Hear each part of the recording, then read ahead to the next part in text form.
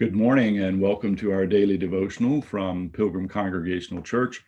I'm Patrick Horn, and we welcome you on this Thursday, April the 22nd, I believe, 2021.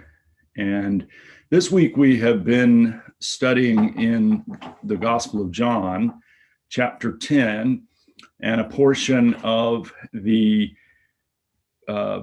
chapter that's known as the Discourse on the Shepherd. And we have, for the week, we're looking at 11 through 18 of chapter 10, John chapter 10. And this morning, I would like for us to focus on verses 14 and 15. So John chapter 10, verses 14 and 15, and this comes in the middle of Jesus' monologue concerning his role as the shepherd with the sheep. And so let's read, if I can find my place again, John chapter 10, verses 14 and 15. I am the good shepherd. I know my own, and my own know me, just as the Father knows me, and I know the Father, and I lay down my life for the sheep. Well, we know that in the Bible, the use of the word know in both the Old Testament and the New Testament has a much more relationship basis than does our common use of the word know.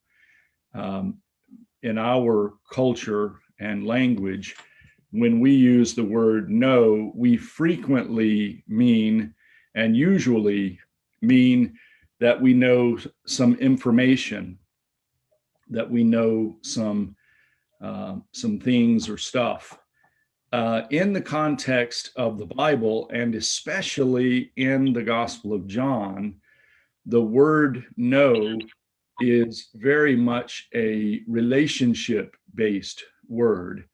That is, it is not information that we know, but it is actually one another. And this verse, or these verses, are extremely powerful because, of course, Jesus is saying that he knows us, and that if we belong to him, we know him. And just as God knows him and he knows God. So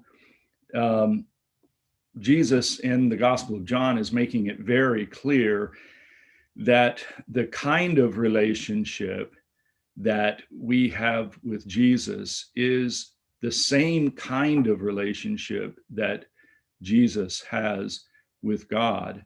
And so it's in and through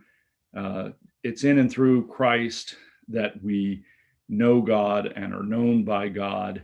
And more importantly, I think this knowing is relationship based.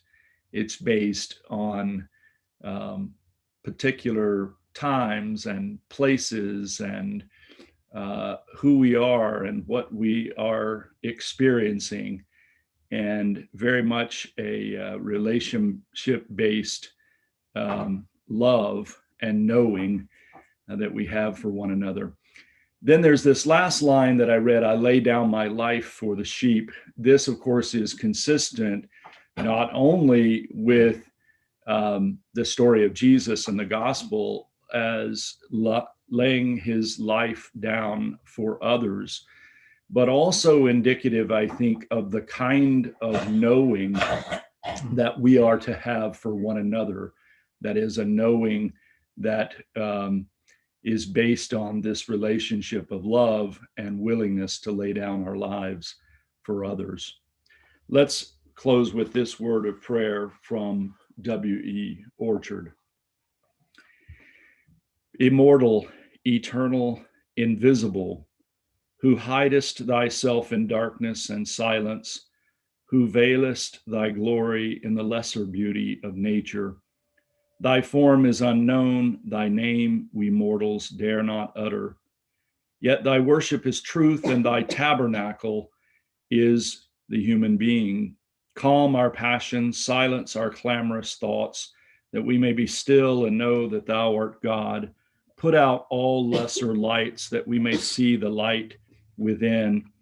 Naked in soul, we stand before thy dread tribunal, that trembling there we may know no other fear, that gazing upon the face of the eternal, we may not fear the face of human beings.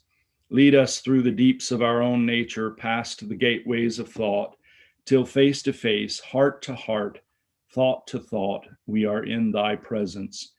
Break down pride, burn out sin, banish self. May perfect love cast out all fear, perfect sacrifice make an end of sin. And thou, the all in all, smite down the prison house of self and set our spirits free, in tune with the infinite, at home with the eternal. Shut us in with thyself, O God. Amen. Thank you for joining me this morning from Pilgrim Congregational Church. I'm Patrick Horn, and I hope you have a great day. Goodbye.